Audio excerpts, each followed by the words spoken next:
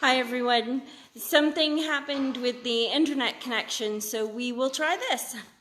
Like I said, this Sunday is Halloween, and so we will be talking about the history of Halloween and how that tradition has evolved through the decades. And I encourage you to Google the history of Halloween and to come on Sunday and learn more about its origins and to have some fun and dress up a little like I did for this.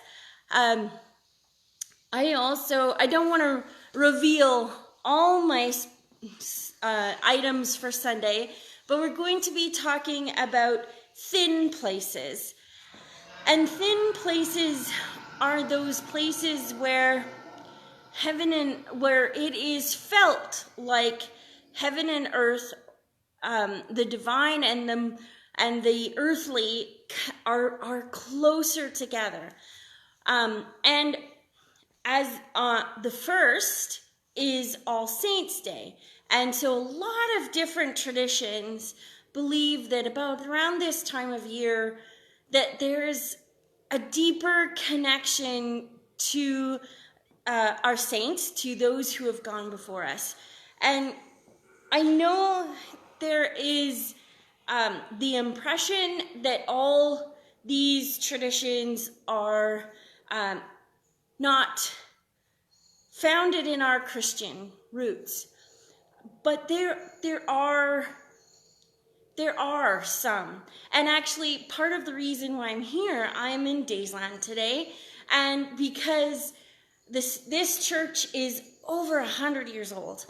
And one of the thin places for me is old buildings, because I like to sit and imagine if all the people that had been involved in building this church or involved in just in this community if the walls could talk, kind of imagining. And so that's one reason I'm here, is because I love old buildings. They're a thin place for me. And the other reason is because behind me is this kind of inner sanctum that a lot of early church believed. And I don't know if you can tell, but there's there's steps up into that space. And so historically, our Christian tradition was that was the holy space. That was where God resided. And only priests and special, people given special permission could go up into that space, because there was kind of perceived a curtain. And some, especially Orthodox traditions, actually have a curtain or a wall to show that is the inner sanctuary. And I don't know if you can tell, but up, you can kind of see it. See the archway up there? And sorry for the jerking on the way back. That is kind of a remnant of that curtain and that inner sanctum, and kind of like a sort of a nod between that veil between the divine and the earth. And so it's here, and I'm going to try and do something really cool. We're gathering here on Sunday, so I have an idea. So I hope that you come in person and dress up, and or that I'll find a way to post some of the stuff that we've done online. I'm not sure how much of the Sunday service I can share online, because it's going to be quite different, and we run into copyright issues and stuff there sometimes, but I'll try and have something for those that can't make it. So I invite you, like I said, to, if you're not coming, to look up the history of Halloween. There's some really interesting roots. In particular, if you look up the Celtic tradition of Samhain, that's where a lot of it came from. And that was adopted and molded into our Christian tradition. So look up the history of Halloween and Samhain. And the other thing is to think of places where you've been or experienced thin places where you feel connected to our ancestors, to the saints that have gone before us, and or kind of like a more profound experience of the divine in those spaces. And we're going to talk about that on Sunday as well.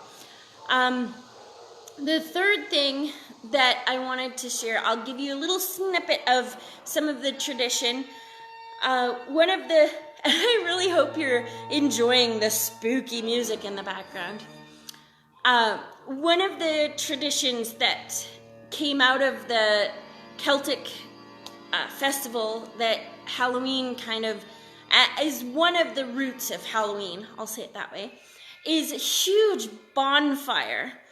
And the reason that some of the reasons they would do that, have a massive bonfire, is because this time of year was indicative of the switch in the seasons. Harvest, people would have been busy harvesting, and their fires and going out to get the animals from their pastures, their summer pastures, and bringing them home. And so their home fires, their hearth at home, would have gone out because they would have been too busy tending to the crops and the animals to keep that burning. And it's also a time of, greater darkness as we switch seasons. So they would have these great big bonfires for the community to come, and the light would keep the darkness at bay. It would be time of gathering and feasting, like our Thanksgiving, and sharing the richness of their harvest. And also, I think, kind of like, I don't know if they actually took some of the bonfire to relight their own hearth, but kind of a relighting of our fires. And so the last thing I want you to think of is this week is to think of, like, what are those places in your life where the fire has gone out? And what might you have to do to relight those fires?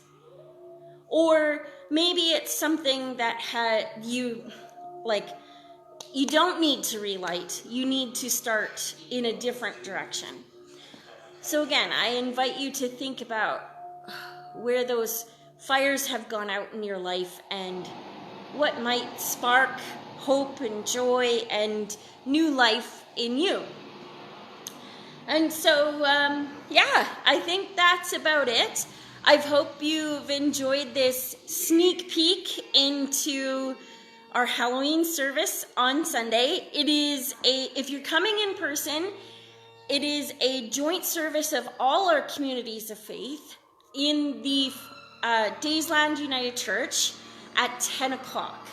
And I guess, so Sunday, 10 o'clock, Daysland, there is going to be some feasting after. So come prepared for some protocol following feasting. And a couple other things.